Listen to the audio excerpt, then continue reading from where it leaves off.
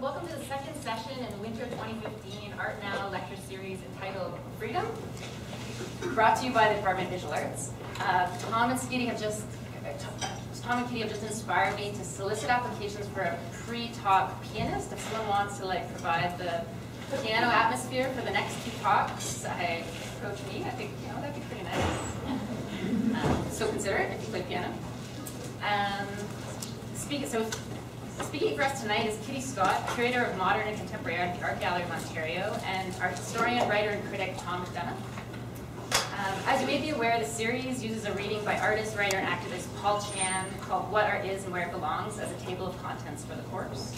And if you're interested in reading along with it, it can be found on eFlux Journal, What Art Is and Where It Belongs. Our next guest in the lineup is critic and writer David Baltzer on February 26th, same time, same place.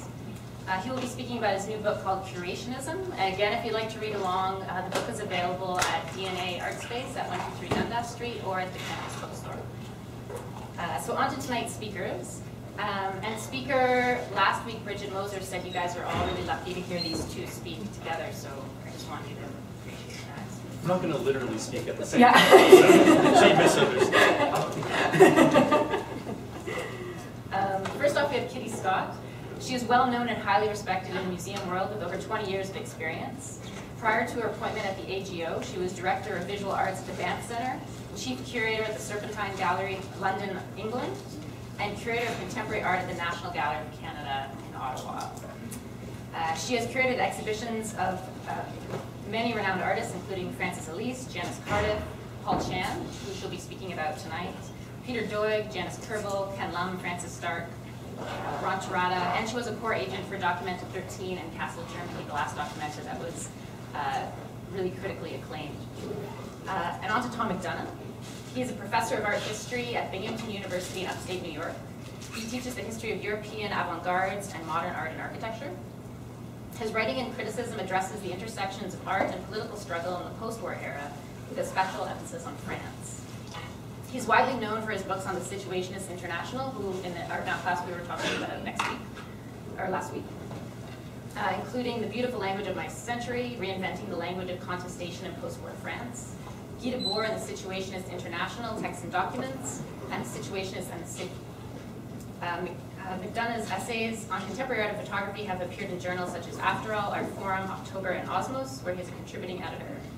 And some of his recent articles feature artists that we're also going to learn about in the course, including Anne Collier, Jacques Villigray, Pierre Hugues and Philippe Perreno, and Zoe Leonard. In fall 2014, he was a visiting associate professor of visual and environmental studies at Harvard, and he's also been a visiting professor of art history at the University of California, Berkeley. So as you can see, we're lucky tonight. I will pass it on to Kitty and Tom. Please join me in welcoming them.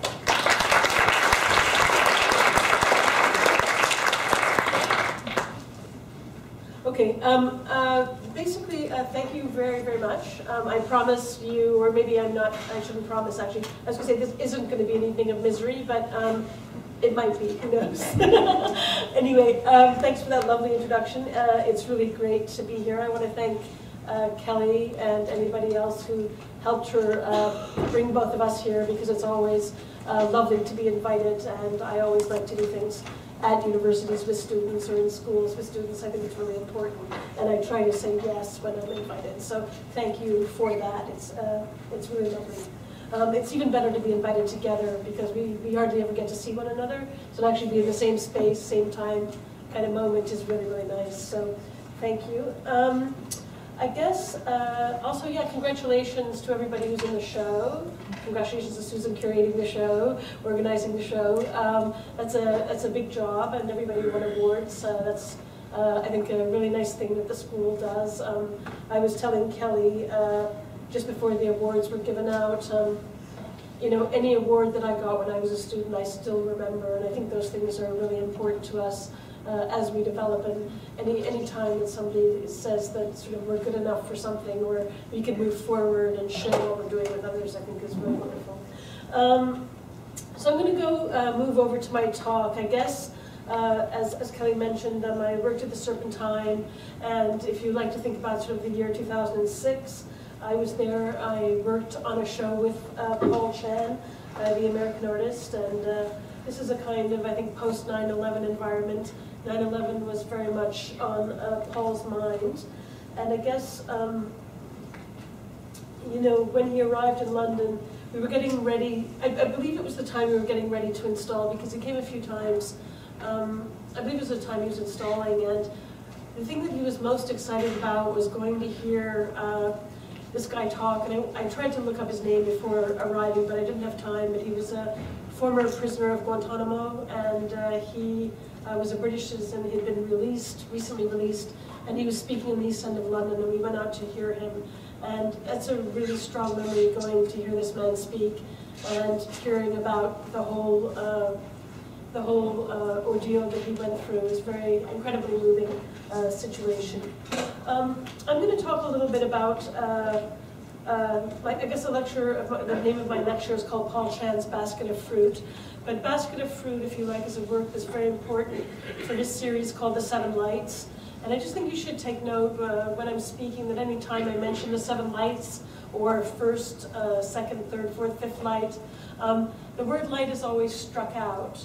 There's a strike right through the word. So it's light and it's light struck out. And I think it's just important. It's something that I can't really say visually every time I say it. I can't speak every time I say it, but it is a visual thing. So I just want you to keep it in mind. So I'm just going to start. So the name of my lecture is called Paul Chan's Basket of Fruit.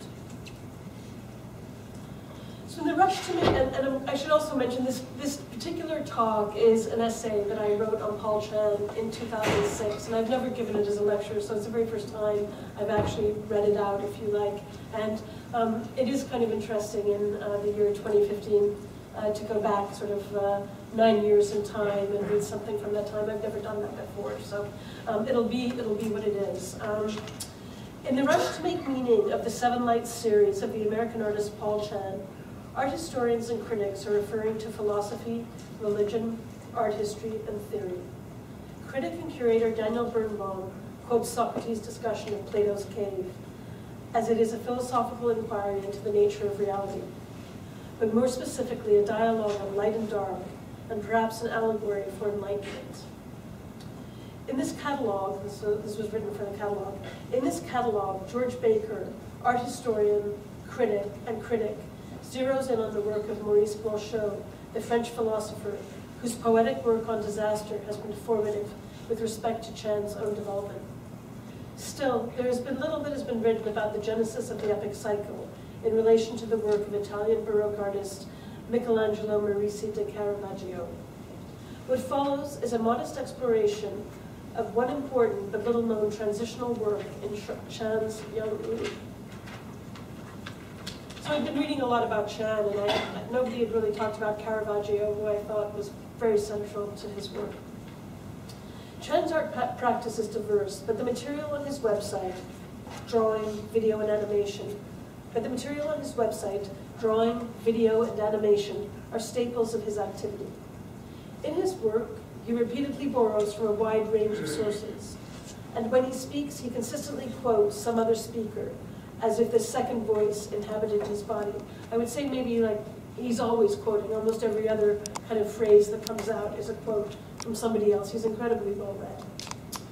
The website, nationalphilistine.org, has everyone looked at his website? It doesn't exist. It doesn't? No? When did that happen? Recently? No, like 3 years. Really? No, it was around a little bit more recently than that. I tried to take photos for this lecture actually, and I couldn't find any. But I thought it was just shut down briefly, so okay, thank you. Okay. The website, nationalphilistine.org, hosts a huge body of media-based projects ranging from Chan-designed downloadable fonts to downloadable audio of Chan reading various texts. The artist also makes single-channel videos. Now Let Us Praise American Leftist 2000, Read the Operation 2002, Baghdad in No Particular Order 2003, Now Promise Now Threat 2004, and Untitled Video on Lynn Stewart and Her Conviction, The Law and Poetry from 2005. In 1999, he began work on his first animated panoramic video installations, Happiness Finally, after 35,000 years of civilization. after Henry Darger and Charles Fourier from 1999 to 2003. You can see his drawings here, pretty great sort of drawing animation videos, beautiful, beautiful things. And this was followed by My Birds, Trash the Future from 2004. Between these two works, Chan initiated the simple animation project under discussion here, and its failure led to the conception of the Seven Lights. Excuse me, are we supposed to see anything? Yes. We haven't seen anything yet. Sorry guys, I didn't know.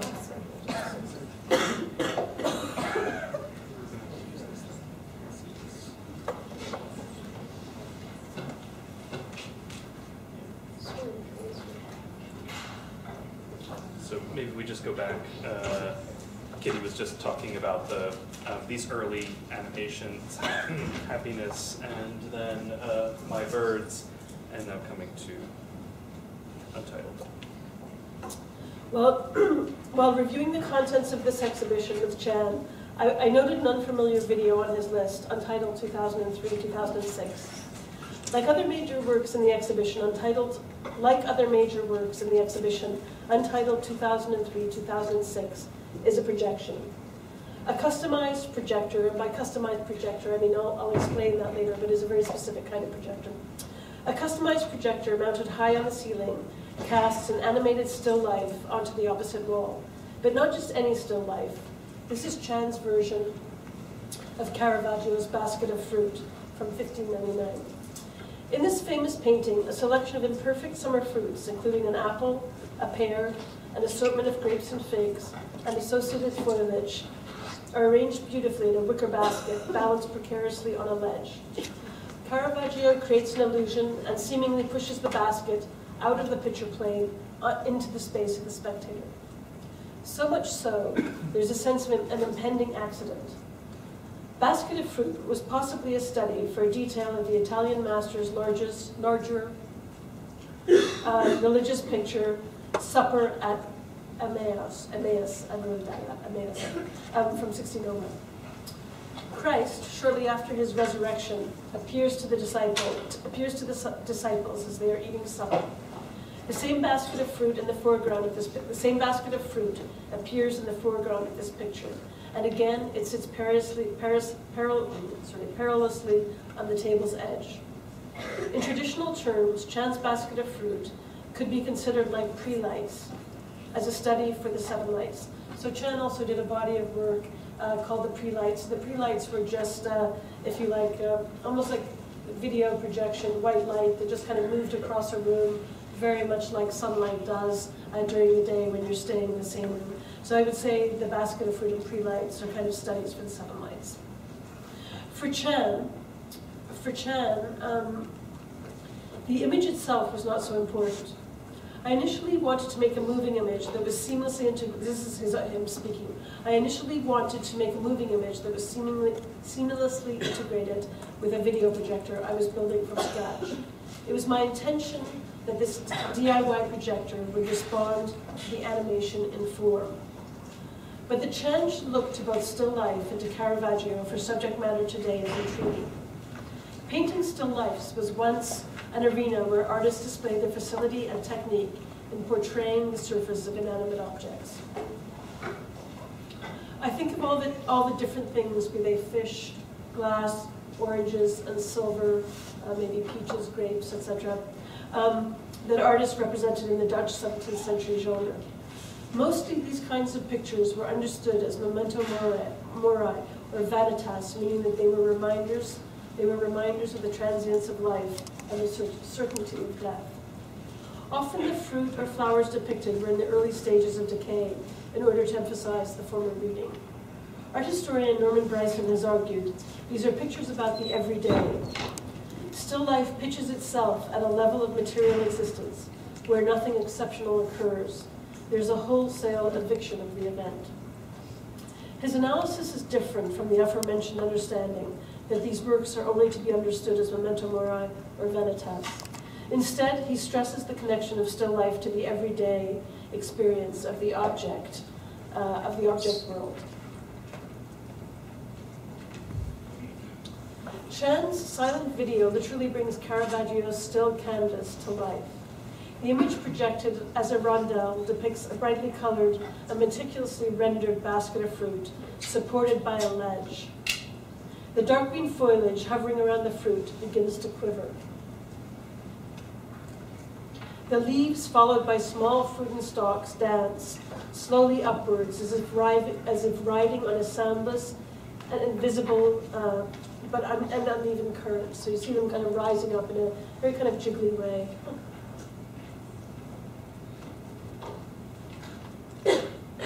These fragile objects break and fragment. The larger pieces begin to move, to vibrate. Agitated bunches of grapes are pulled upwards and apart. The pieces spread and float skyward, trailed by all that remains. The last piece of fruit rises, and the basket too becomes buoyant, as if drawn by the same anti-gravitational force, but only just long enough for its shadow to leave the ground too. So you can see the shadow down there. So the shadow starts to move upwards, or disappear if you like. The cycle then begins again.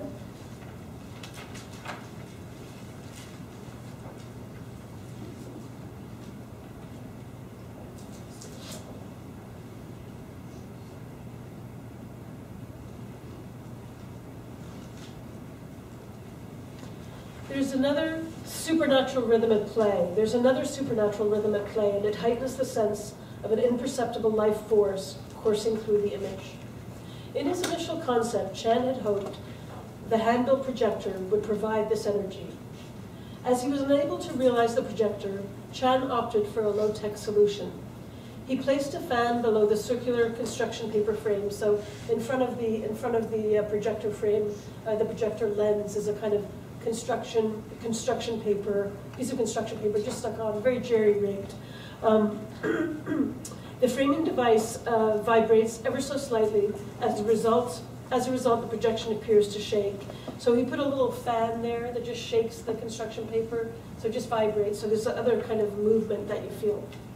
Chan's still life defies the nomenclature and Bryson's claims, as his animation is all about movement and the staging of an unseen, irrational, and mystical occurrence. Taken together, both converge to make visible the passage of time and space. We apprehend the indiscernible as the material transforms into immaterial. This is the subject of still life. Chan has said that the failure to make hand-built video projectors with moving images that could only be projected using these specifically made machines led him to the Seven Lights. He says, so out of the death of this project and the ideas behind it came the life of what is first light, and it went from there. So from the death of this straightforward animation and its associated do-it-yourself technology came the Seven Lights. As we know, the creative process is never so simple. This animation of a bowl of fruit did not lead directly to Chan's large-scale mediation on disaster, but it was undoubtedly an important stepping stone. Chan's musings on Caravaggio's fruit are minimalist in sensibility when compared to the panoramic animation's happiness, finally after 35,000 years, and My Birds Trash the Future. There's a lot going on in these narrative works and their referencing of contemporary culture alone, whereas Chan's Caravaggio is just the representation of a strange event using everyday objects. This minimalism or stripped-down quality is pervasive too in the Seven Lights.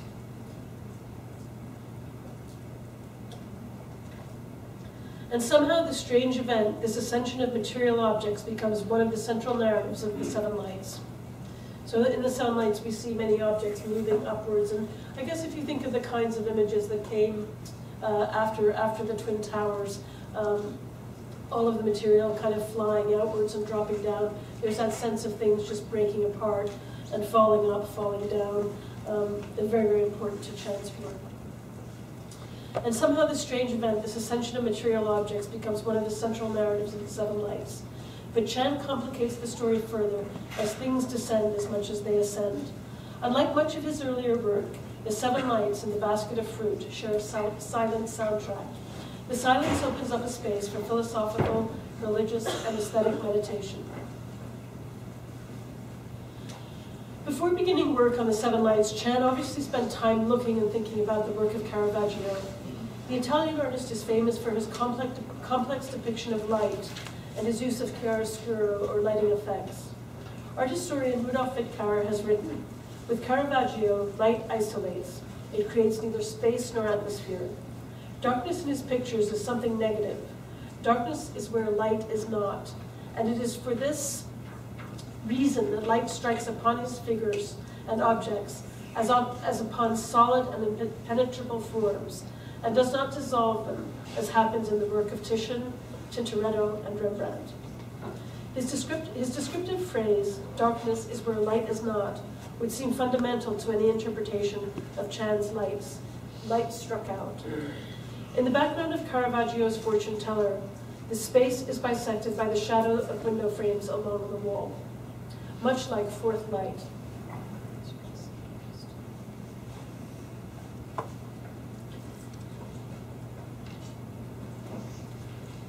In The Calling of St. Matthew, a shaft of divine light pours in from an adjacent window and announces the conversion of St. Matthew. This divine light is, in form, similar to the light cast on the floor by the ceiling-mounted projectors of First and Second Light. The light, and light struck out Chan orchestrates, is the same kind of light that defines much of our contemporary existence. As the light emanating from projectors and screens has become our everyday light, equivalent perhaps to the materialist, non-spiritual light of Caravaggio's paintings, and it is the same light that now illuminates our everyday object world. Thank you.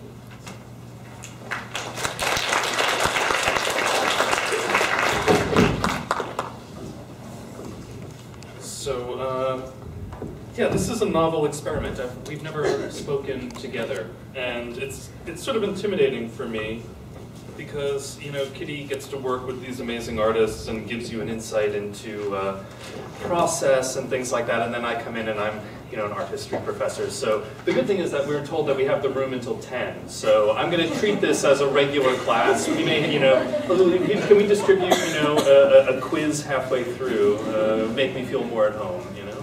So anyway, after hearing a kind of insightful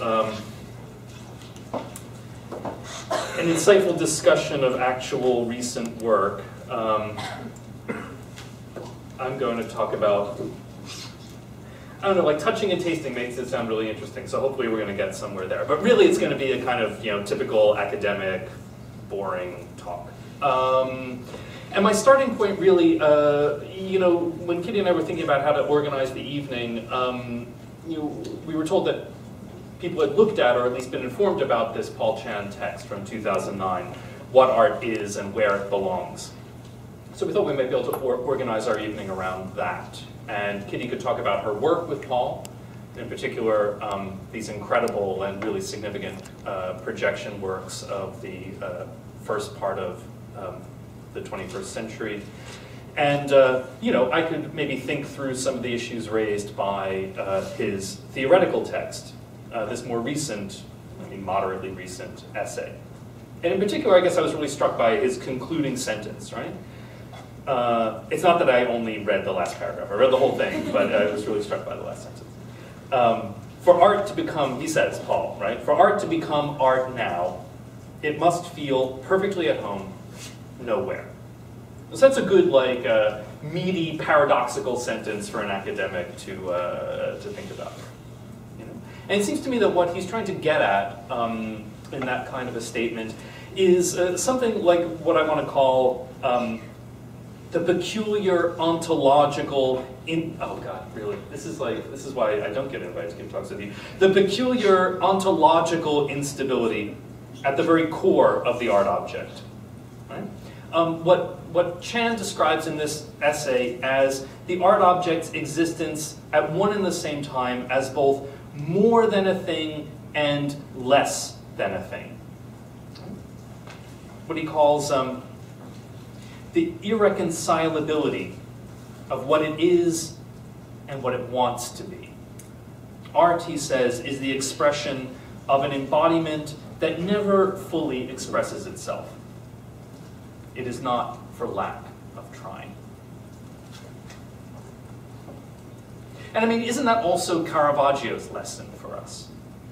You know, I think we could return productively here to the painting Kitty opened with, Caravaggio's Basket of Fruit. I mean, its realism is an excessive realism, right? I mean, it's a painting that seems to me all about the desire to break the frame and enter our own space. You know, about Caravaggio's wish to leave behind the merely visual realm and its perhaps rather meager rewards in order to satisfy all of our senses. I mean, it's fundamentally a painting that dares us to touch and to taste its firm grapes and its soft, ripe figs.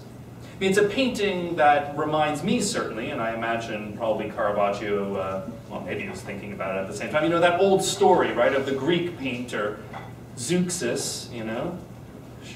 You're all, oh, yes, of course. I was thinking about Zeuxis myself the other day, is what you're all thinking to yourselves, I know. No, that old story where, you know, Zeuxis, paints a work so, perfectly realistic in its illusion that birds try to fly up to it and peck at the grapes in the painting.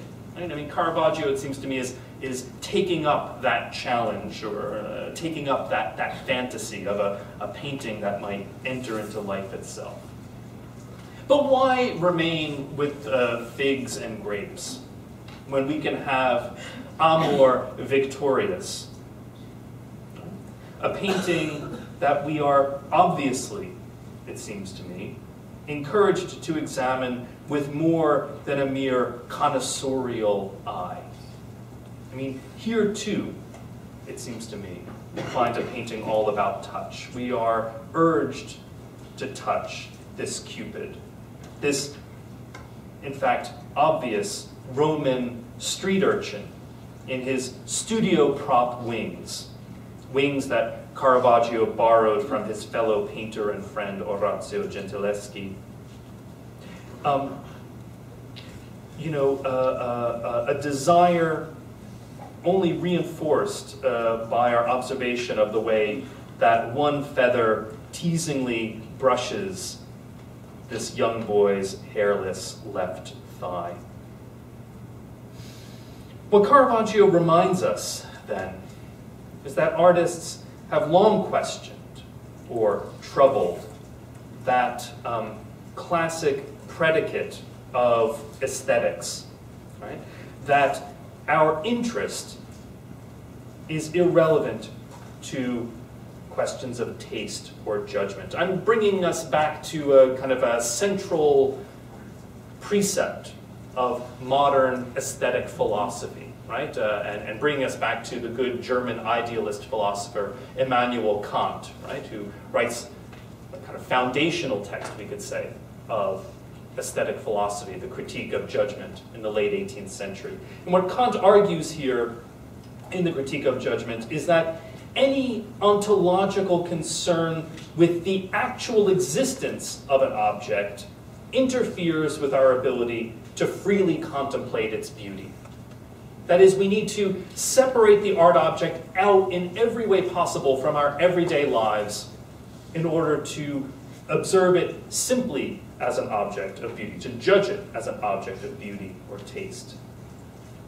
So for Kant, in the Critique of Judgment, proper aesthetic response demands that we bracket off what he calls the faculty of desire, or our appetitive faculty. That is, what does he mean, faculty of desire or appetitive faculty? He's talking about all of those elements in the human sensorium, in our human being, that urge us to incorporate the world into ourselves, right? To consume it and consummate it. Kant asks us to separate off that way that we quite ordinarily approach the world, right? I mean, that's our normal mode, right? Whether it's at the mall or on the internet or with our lovers, whatever, right? We are governed often by our appetitive faculties. Kant asks that we leave them at the museum or gallery door. He calls us to see the object as representation only, right? As something to be approached and judged in a spirit of disinterestedness. So by refusing to take account of the object as actually existing, as something in the world, we separate questions of the aesthetic or questions of beauty, right, from any practical life context. Disinterestedness is the guarantor of what we've come to call art's autonomy. Right? Art's existence as a realm separate from every other realm in our life. Well, to go from the sublime to the ridiculous here, couldn't resist a little Theodor Adorno, German philosopher, looking very fetching in his bathing suit here. It almost makes you happy to have to go through a long Canadian winter when you see Adorno perched on his little bathing cabin. Or as Adorno put it, right? What does he say here? He says, Kant was the first to achieve the insight, never since forgotten, that aesthetic comportment is free from immediate desire. He snatched art away from that avaricious Philistinism that always wants to touch it and taste it. Or in a memorable phrase from the same work, Adorno wrote of how Kantian disinterestedness ensures the emancipation of art from cuisine or pornography. And maybe my task here tonight is to explore some of the byways in which cooks and pornographers have re-entered art. I mean, so for Kant, you know, we're meant to give ourselves up to the artwork apprehended in its irreducible singularity, to consider it without connecting it to anything other than itself, either emotionally or intellectually. But interestingly, in outlining this aesthetic of disinterestedness, Kant already provides us with some possible alternatives. Right? He tells a story about an Iroquois sachem, right, chief from North America, being brought to Paris in the 18th century and being shown the great palaces of, you know, the French monarchy, and is asked, you know, how he finds Paris, how he finds these beautiful palaces. And the Iroquois responds that nothing, in fact, in Paris has pleased him better, Kant says, paraphrasing this story, nothing has pleased him better than the eating houses. That, you know, he would gladly take any of the restaurants, the grill stalls of Paris, over the finest aristocratic hotel, right? You know, here, the appetitive faculty is quite literally at play.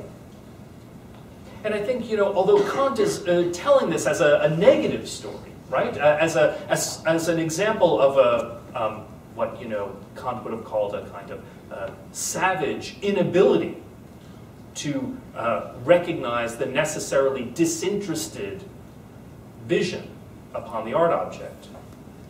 We can instead read it as a counter example. Right? I mean, for what, we might ask, is the pleasure of contemplating a palace next to that of dining in one of the city's restaurants? You know, what is the aesthetic delight in a building's external form? This perhaps surprising Iroquois asks, when compared with the sense pleasure afforded by what might be found inside. I mean, this decidedly interested response of a mythical inhabitant of North America aligns the perception of the aesthetic with the faculty of desire and allows us to reorient the question of judgment around precisely the immediate satisfaction of needs. I mean, Kant called this barbarous taste. But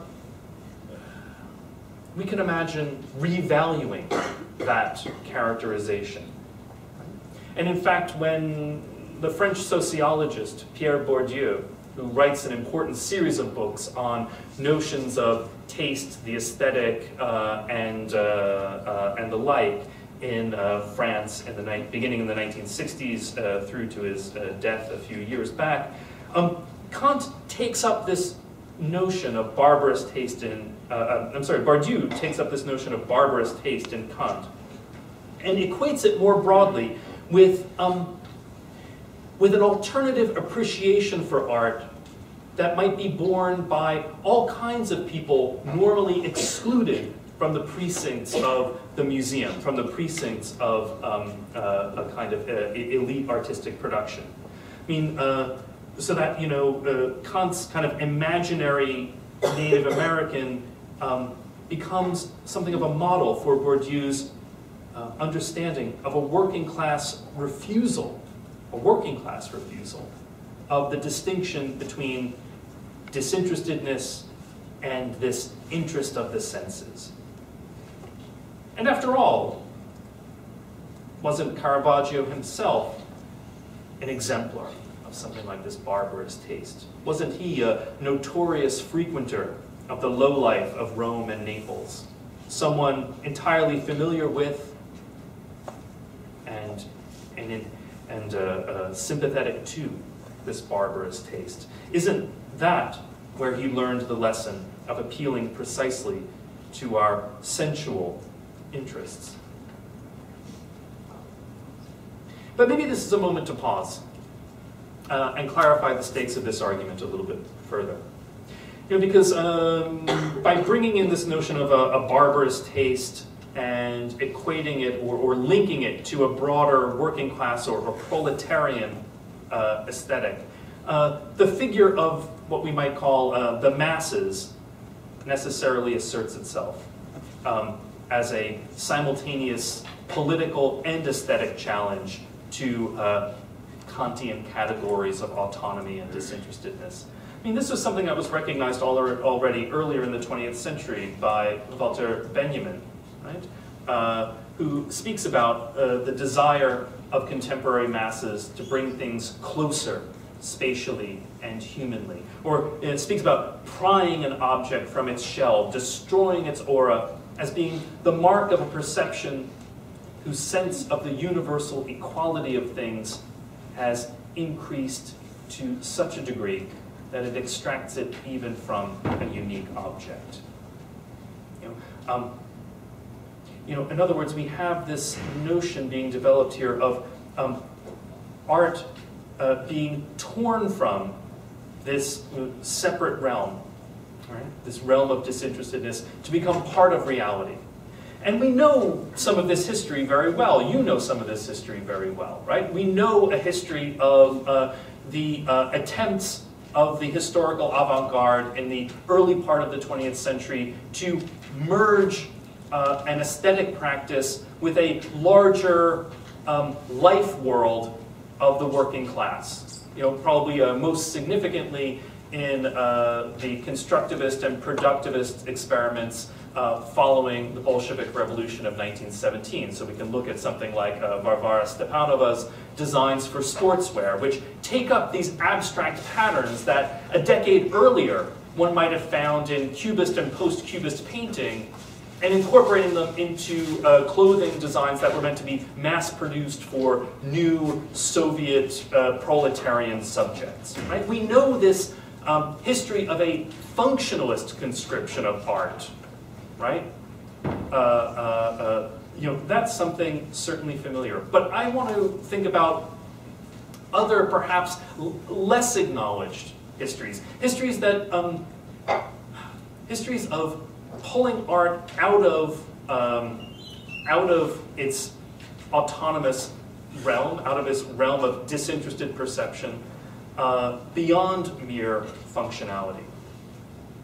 We might think, for example, around that same time, of Marcel Duchamp. Now, we all know Duchamp's ready-mades, right? You're going to take an everyday mass-produced object, and by separating it out, by selecting it and exhibiting it, insisting that it be viewed within as an art object, and in that way troubling these boundaries. I'm more interested, however, in his other, and let's say lesser known proposal, which you see here written on a small scrap of paper. His proposal for what he termed a reciprocal ready-made.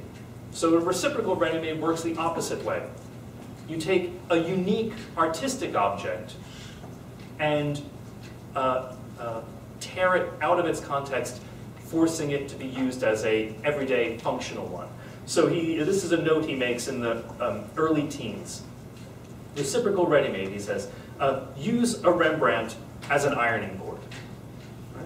So taking this, one of the greatest exemplars of spiritual depth and high Western culture, and asking that it be used as a common everyday object.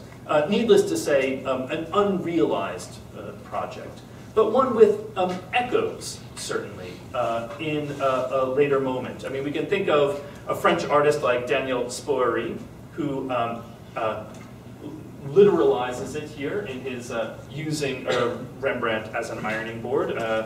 He's using, of course, it's not a Rembrandt, it's a Leonardo, the Mona Lisa. It's not the real one, unfortunately.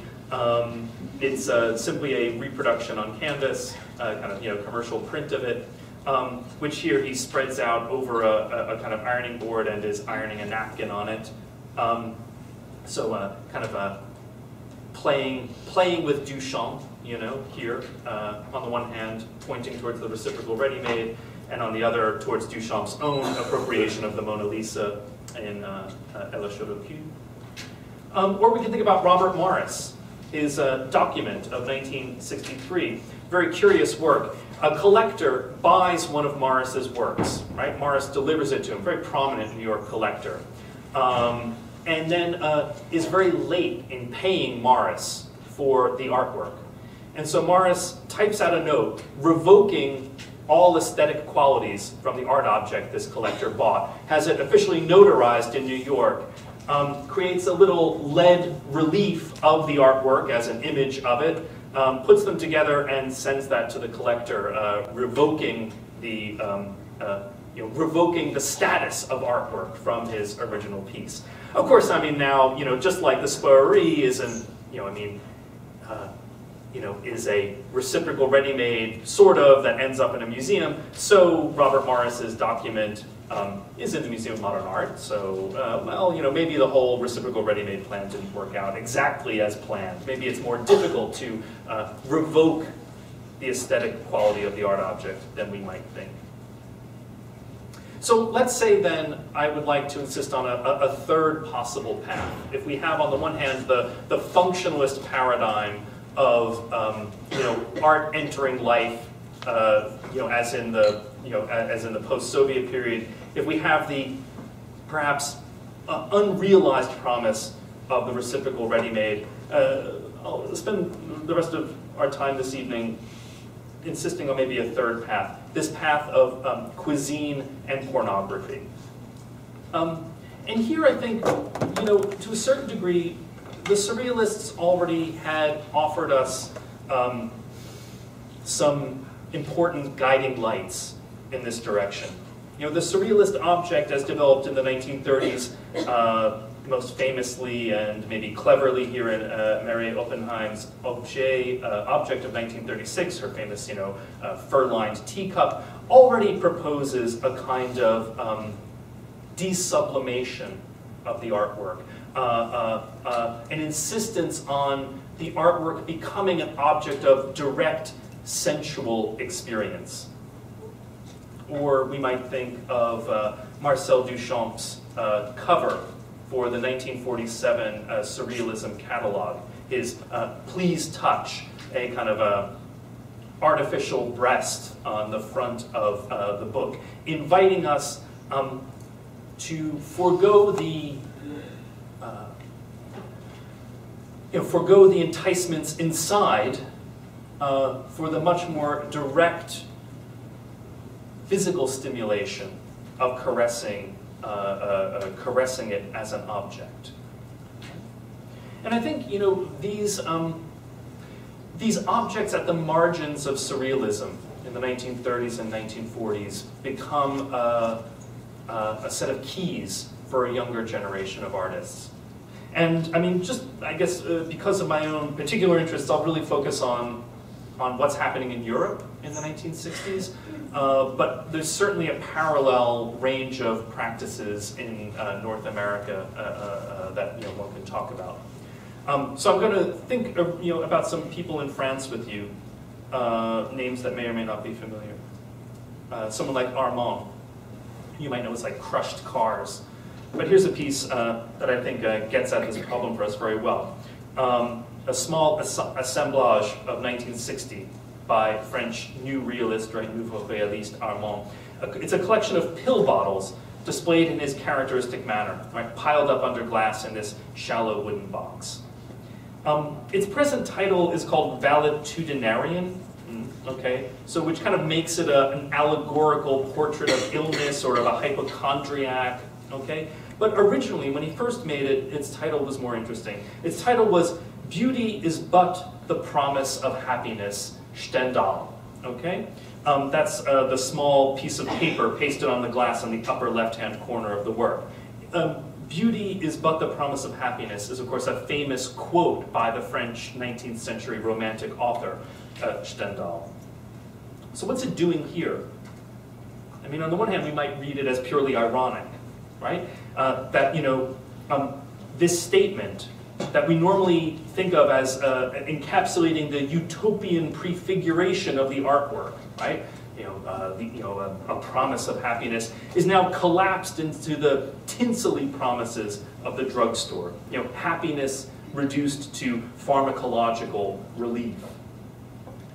But I'd rather read it maybe differently. I'd rather read it as the eradication, as an artwork that proposes the eradication of that continual postponement of bodily, sensuous pleasure enforced by the Kantian definition of the artwork. Right? Instead of the artwork or beauty only being the promise of happiness, why couldn't it be happiness now, immediately? Pop some reds, couldn't hurt. Generally my feeling. Maybe people don't do that anymore. Kids today. As Adorno reminds us, right? The consciousness of people, especially that of the masses, who in an antagonistic society, that is, like us, still a class society, the masses are separated by cultural privilege from consciousness of such a dialectic, that Stendhalian dialectic of the artwork as simultaneously promising happiness and always breaking that promise.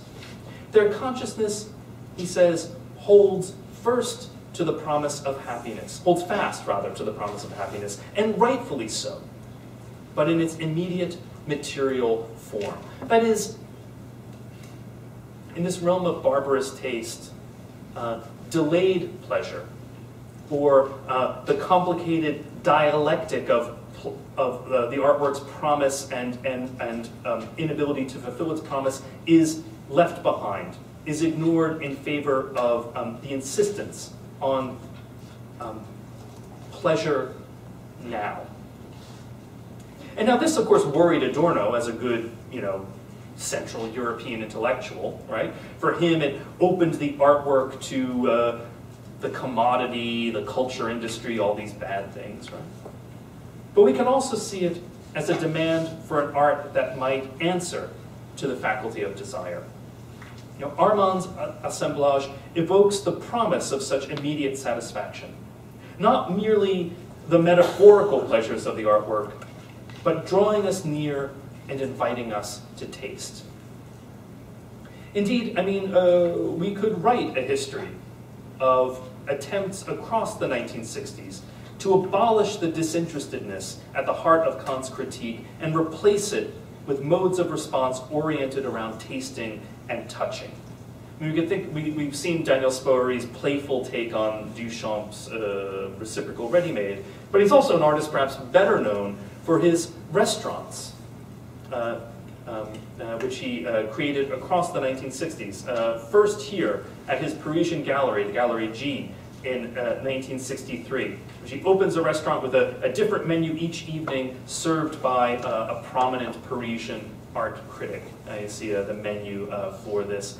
A restaurant which then, at the end of the meal, the table and its littered remains turned into an artwork itself, turned into one of what he called his trap paintings. The casual, random leavings fixed permanently, the ephemeral arrangements of the tabletop turned into, or frozen into the artwork, right? I mean, here we see one, here's another from the Hungarian meal, preserved now in Paris at the Beaubourg. I mean, these are artworks that, yes, are about chance and the everyday, of course, but they're also the remains of a meal. I mean, almost like an archaeological dig, a reminder of a past event in which we can no longer participate. And indeed, I think this is one of the paradoxes, let's say, of this moment in the 1960s, of this desire to break out of a mode of Kantian disinterestedness. The recognition that the artwork, with its inherent separations, is difficult to leave behind. So that, yes, we have Spoerry's restaurant, these ephemeral pleasures of the table, right? But they result, I mean, what's left behind are these permanent works that remind us of our inability to access that earlier moment of sensual plenitude, right? I mean, there's a fundamental ambivalence, I guess I want to say here, in this moment of new realism, of the neo-avant-garde of the 1960s generally, right? On the one hand, a recognition of social happiness as the only possible legitimate aim for art. But on the other hand, a profound suspicion of the impossibility of reaching that aim. I mean, I think that, there's a whole set of blocked perspectives in the late 1950s and early 1960s that result in the peculiar nature of this work, whether it's Armand's bottles behind glass, whether it's Spoerry's trap paintings, or maybe most famously, Yves Klein's erotic spectacles, right? His anthropometry paintings of the early 1960s, in which he used the nude bodies of Parisian models as paintbrushes, right?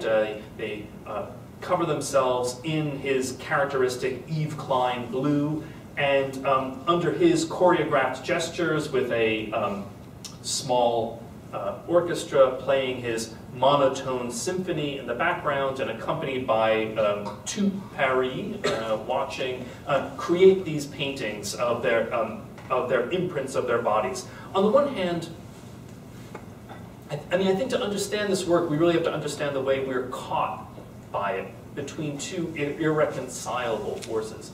On the one hand, an insistence on the nude no longer, and I mean, we can talk about all the gendered problematics of this, and we'll have to, I suppose. But for now, I want to say that I think there's a utopian element in these works, or at least for the masculine audience of them. Okay, maybe of the promise of the nude no longer being a mere visual element, no longer being merely what we've learned to call a scopophilic pleasure, a pleasure of the eye, but rather an actual being in our space, right? And at the same time, its continued removal, right? Always escaping us. There's some kind of crucial masochism on the part of the artist here, who remains apart, never touching these models, dressed in beautiful evening wear, right? Refusing to dirty himself, when of course, perhaps dirtying oneself recognizing the implication of the appetitive faculty is crucial. And I would say that that ambivalence is only finally broken towards the middle years of the 1960s in the context of Viennese actionism, which radicalizes Klein's performances.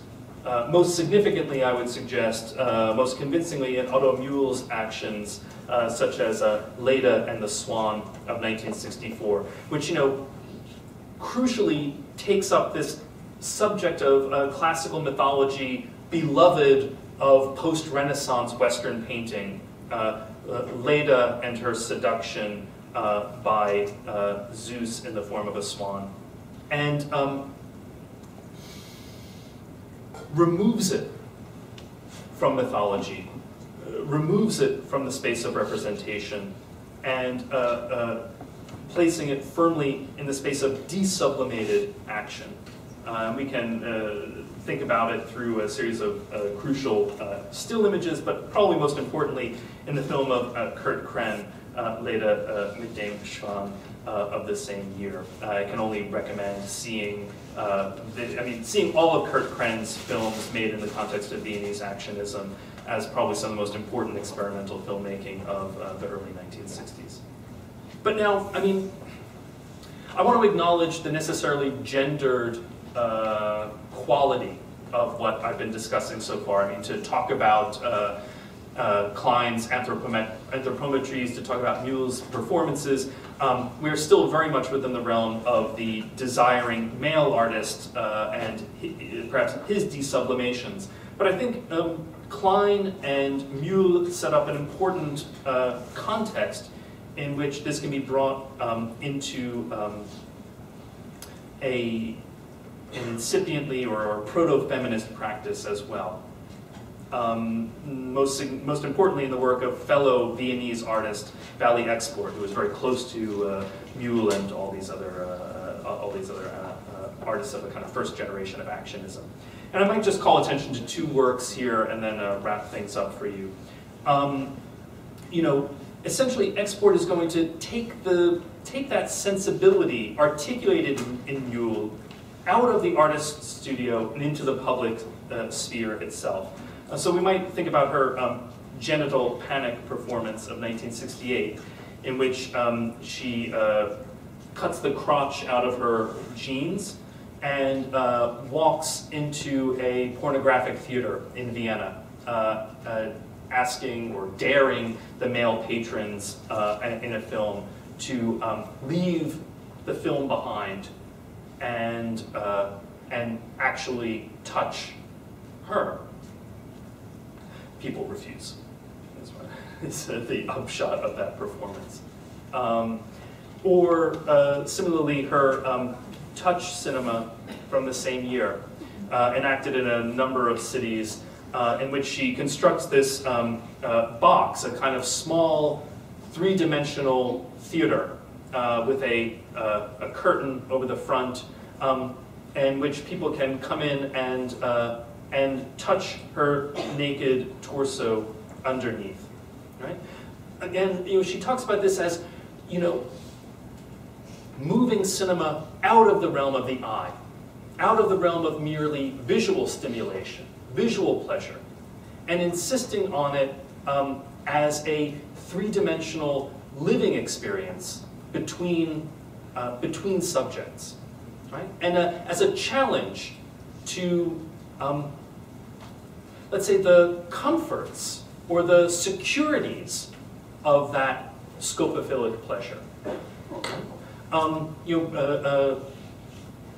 To insist on the complicated politics, let's say, of touching and tasting. And so we can just have some stills of her here enacting this performance. But maybe I would end our discussion tonight by just coming back very briefly to Paul Chan and to some more recent works. I'm going to show you a brief video. Oh, I don't have...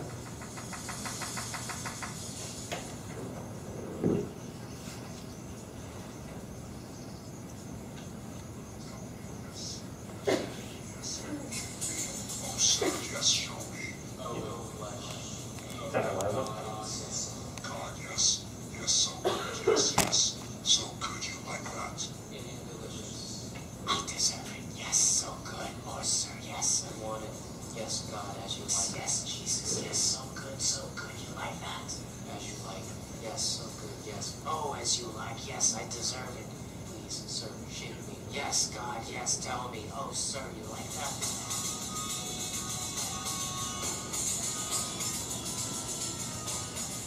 So this is a short trailer for a book publication of Paul's from 2010 called Phaedrus Prawn.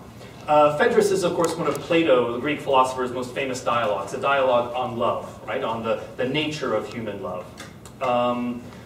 Paul, one of his, I think, a crucial set of projects for him has been creating programs and fonts which might transform our language, right? So Phaedrus Prawn takes Plato's dialogue, and by plugging Plato's language into one of these fonts, turns it into a stream of pornography, essentially, of varying kinds. The trailer was pretty mild. This page, as you see, is a little bit more graphic. I think, again, we see here this insistence on art as well as philosophy not being a realm that can be comfortably separated out from the realm of the senses, from the realm of, the senses is such a bad way, a too easy way of putting it, from the realm of our appetites, from the realm of desire. And indeed, I think perhaps the figure that lurks behind all of this, if we can think that for that other strain of bringing art into life, for that Russian constructivist mode of creating an art for the workers, if Marx stood somewhere behind that as the great kind of philosophical inspiration, I think this aesthetic of touching and tasting looks back to Charles Fourier, a French utopian socialist of the early 19th century, who insisted that the aim of any human politics must be pleasure, first and foremost. And I think my favorite font of Paul's is a Fourierist font, which transforms your writing, transforms your letters into these beautiful diagrams of a new constellation of desire. As I said, this is an alternative that we can read through a number of practices, right? I mean, I think it's always existed, back to Caravaggio's paintings of the Italian Baroque, and through to contemporary art as well. But one that I think Paul has explored in some of his work with great eloquence, and certainly in the essay that you've looked at as well. So maybe I'll leave it there, and we can kind of talk about some of the things that Kitty and I have raised for you. All right, thank you.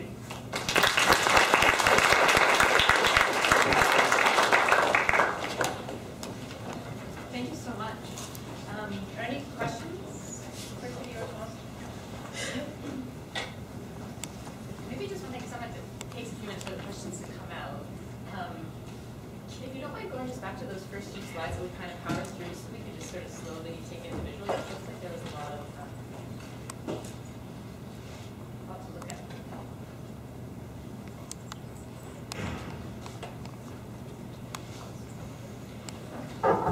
Sure. I mean, I guess one of the things we could say in a projection like Happiness Finally is Chand really constructing his own counter mythology, right? A mythology counter to a civilized world of sublimation and repression, right? And what would a post-utopian world, a post-historical world look like in which desire, the appetites were no longer repressed? And he takes inspiration from two figures, Fourier, who we were just discussing, and of course the naive artist Henry Darger, known for his paintings, some kind of provocative paintings of young girls.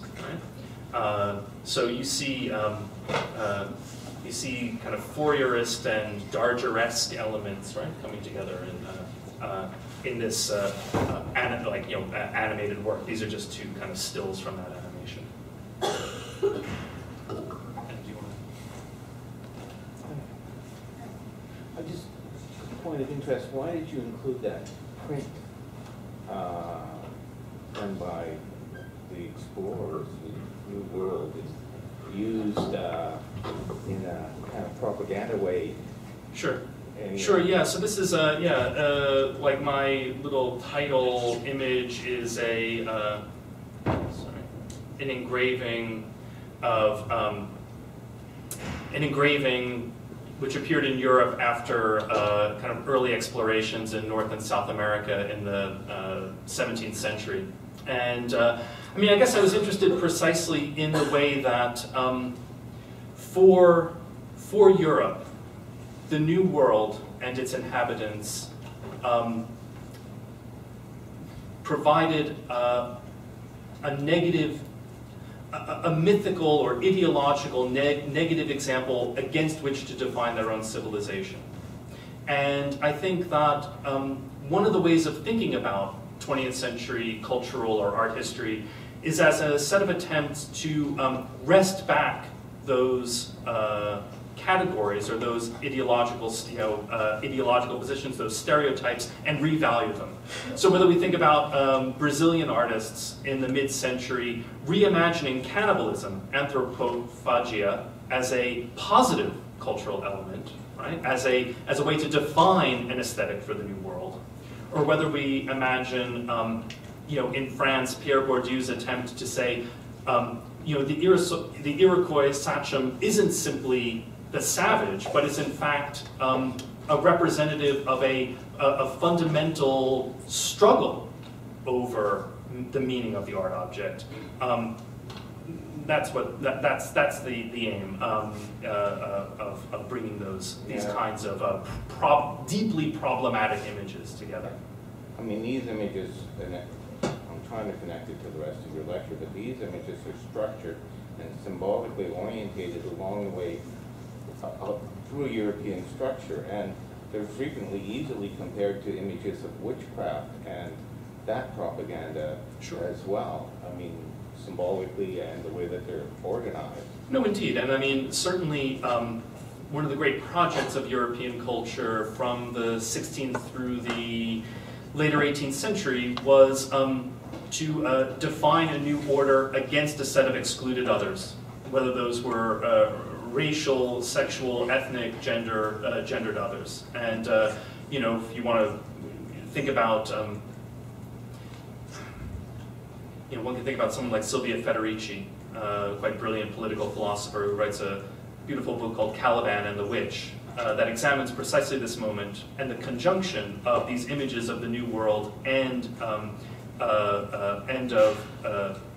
witchcraft in Europe in these years as fundamental to defining a kind of what needed to be excluded to define a normative capitalist subject. Right? And I think, I mean, at some level, the definition of disinterestedness, the definition of art as a purely autonomous realm is part and parcel of that. I mean, is that operation of disciplining and classifying in the cultural and aesthetic realm, that's analogous or part and parcel of this larger process. Sure. I have a question. For Tom on the Valley Export example of her insisting on a complicated politics with touching and tasting, and I think all of your examples really do have a complicated politics to touching and tasting, and I'm wondering how you think of that in relation to relational aesthetics, and part of that critique being that the politics is absent, like the complication is gone. Yeah, that's a good question. And I suppose, I suppose that my interest here is, I mean, there is a kind of implicit, let's say, distancing or critique of a notion of relational aesthetics, and precisely around the emphasis in these works on the complicated materiality of the body, and of the never entirely controllable nature of its drives, right? I mean, and that there is a complicated politics here, but it's not an easy politics, and it's not always simply a progressive politics. You know, and I think relational aesthetics, by idealizing a kind of discursive realm as the realm of connection, makes for an overly easy politics. And I think for me, I'm interested in these practices as much for the problems that they raise, you know, as for, you know, them offering some great answer to us. I'm not, you know, that's not essentially what I'm suggesting here necessarily, but rather,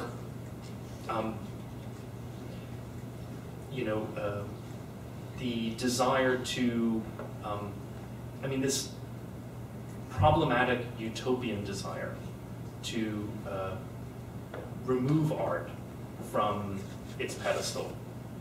I mean, to really fundamentally debase it in some ways, right? As a crucial and often repressed alternative in a set of histories of later 20th century art.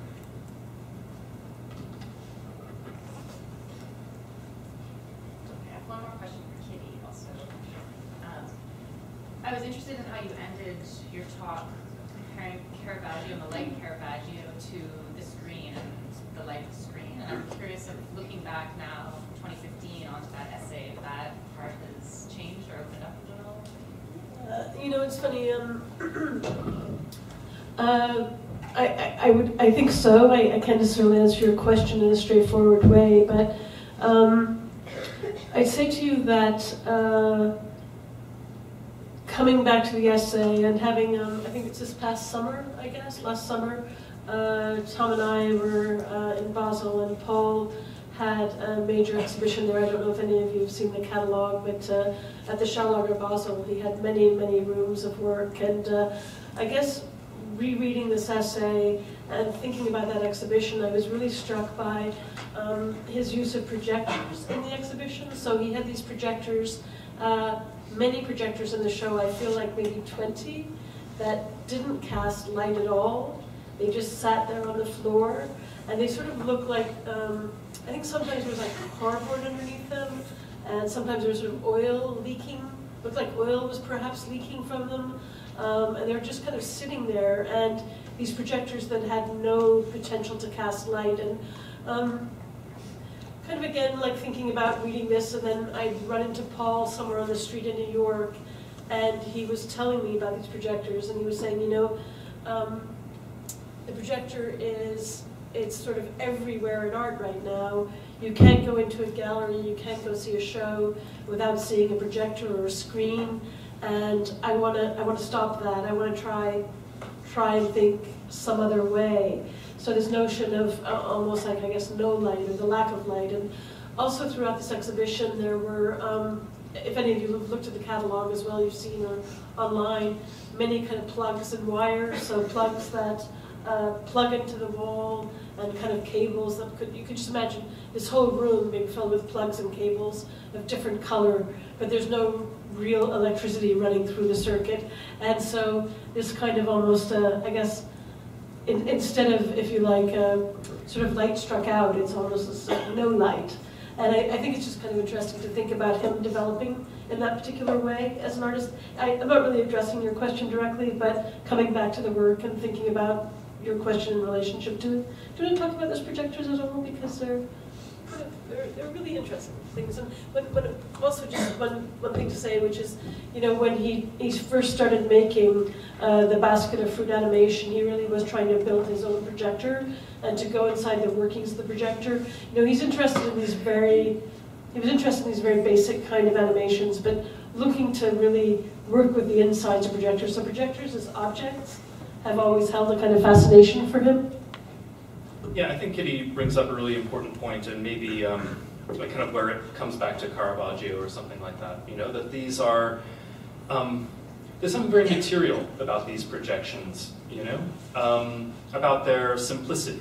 You know, you can think that, you know, nowadays, right, we're used to entering into a room in a museum or a gallery space and seeing a very large scale, very high definition, very immersive projected image.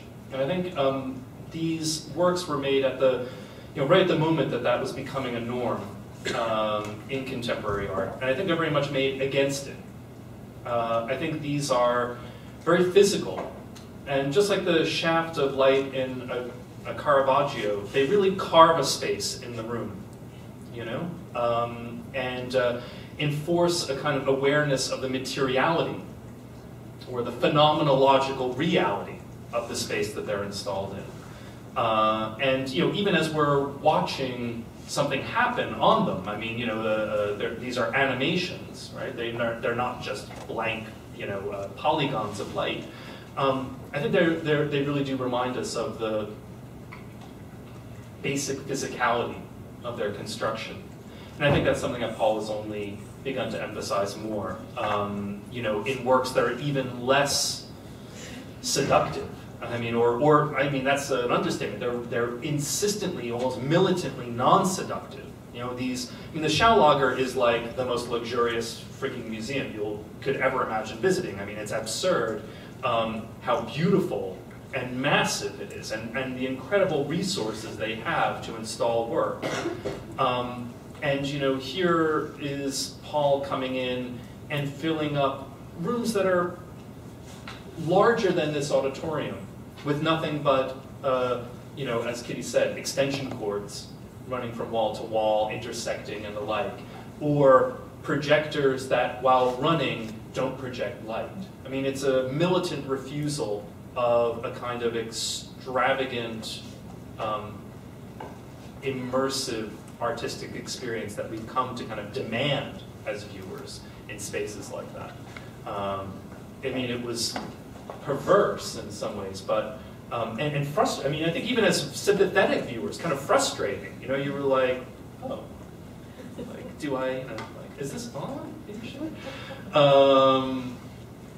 But one that strategically seems to make more and more sense to me the longer I'm away from it.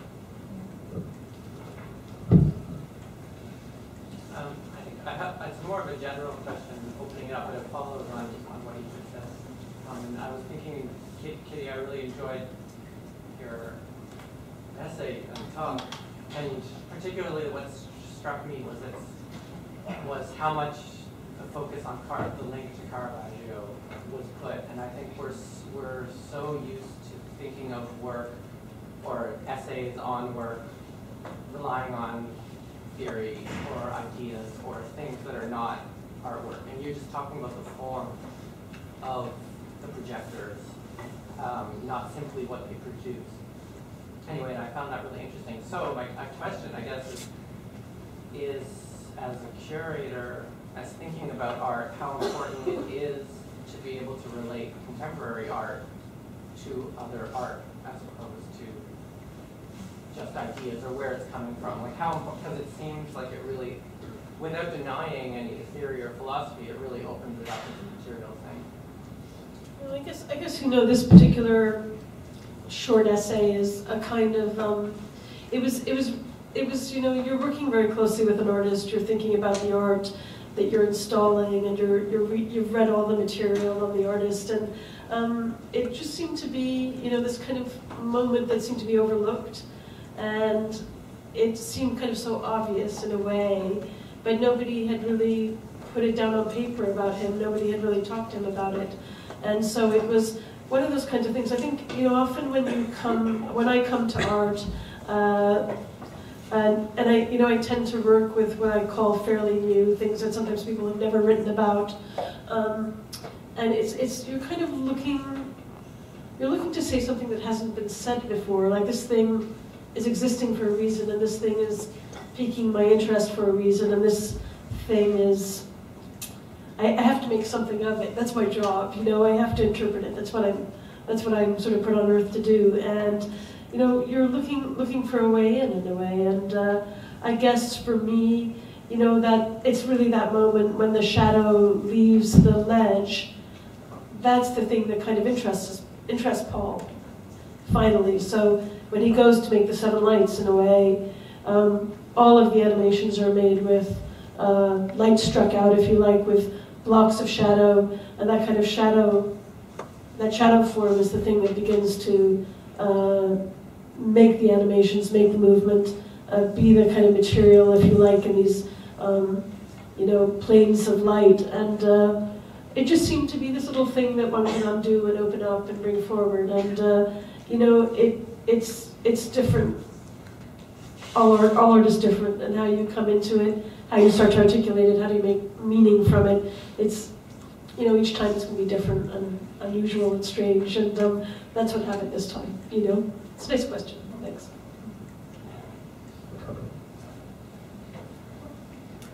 I'll try to make sense here. I'm trying to make sense in my own head right now, so I'll see if I can do it out loud.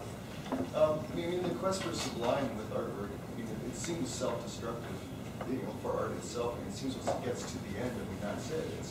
It's so, I mean, maybe the point, you know, the rawness and the realness of the actual creation of art is ever the sublime lies. I mean, whereas the end product really does kind of implode on itself in the end if it reaches that point. So what would the sublime be? I mean, would it be this end piece of, I don't know, our appetites and our desires finally being realized? I mean, obviously our desires aren't the same, so that doesn't really work.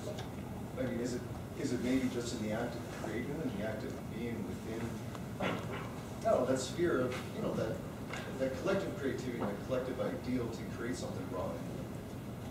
I mean, I just don't see the quest is great to get to the sublime, but then what? I mean, once you get there.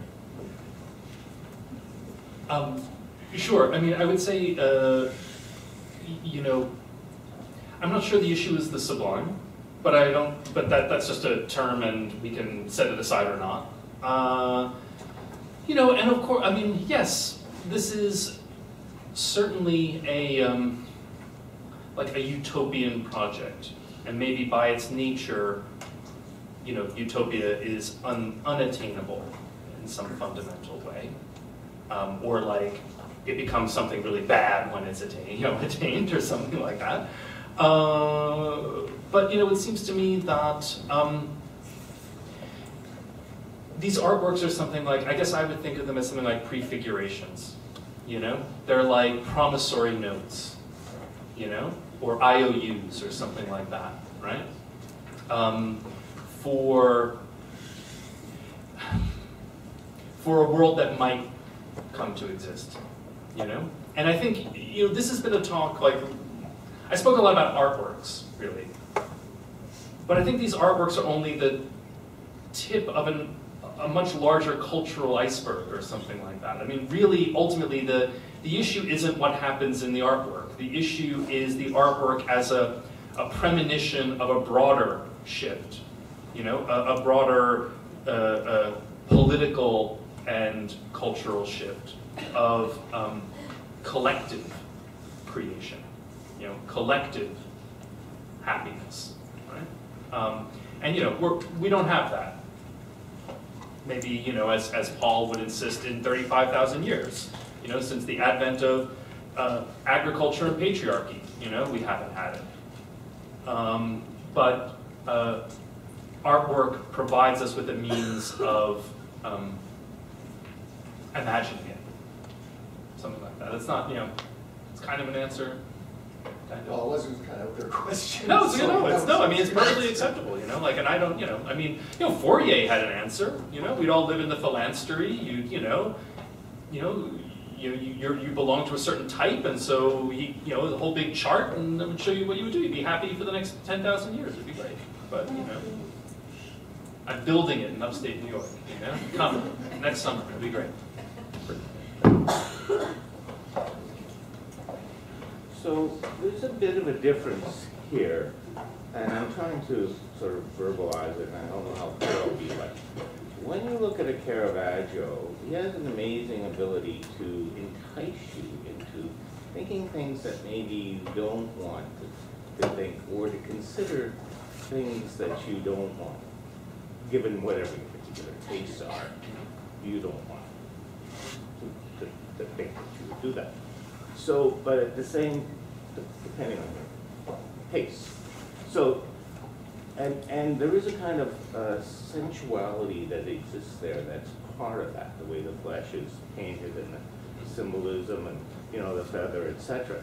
And that's in the Chan too, in the beginning with the light, etc. Only it's much different. It's more, but it's appealing to the sensual as well. But in the later images you show with the cutout crotch or the one about the swan, it's a much different sort of thing that's going on. That's, or the text that's in the being read at the end. It's a much more direct sort of sex thing right there, and it's being used for political commentary at the same time. But I'm trying to get my head around the difference. One is the kind of a Sure.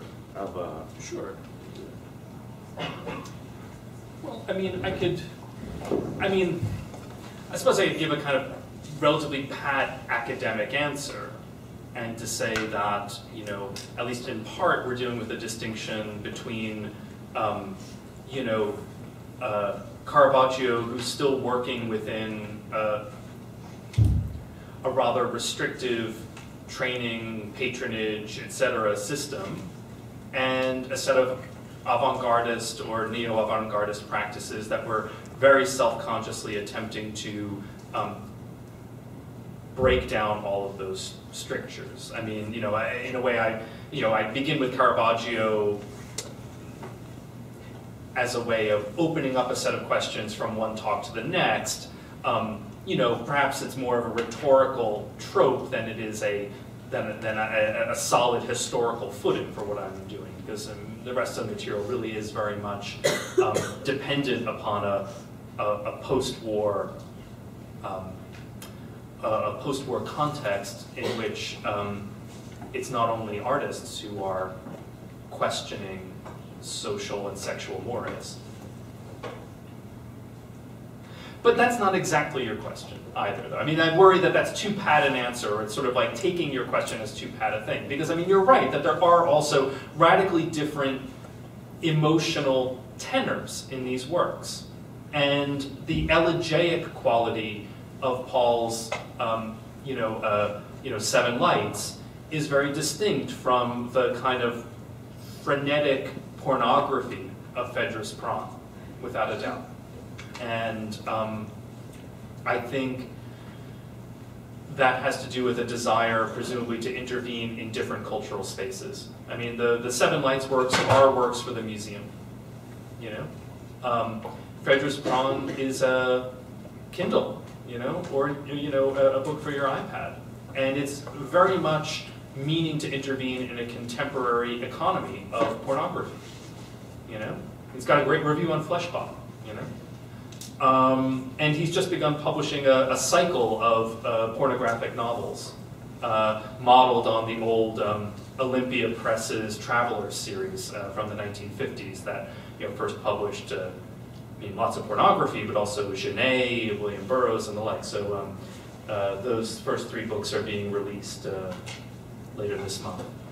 So there are different spaces, I think, that might account for those different tenors. We should wrap it up there, but thanks so much, everyone, for coming, and thank you.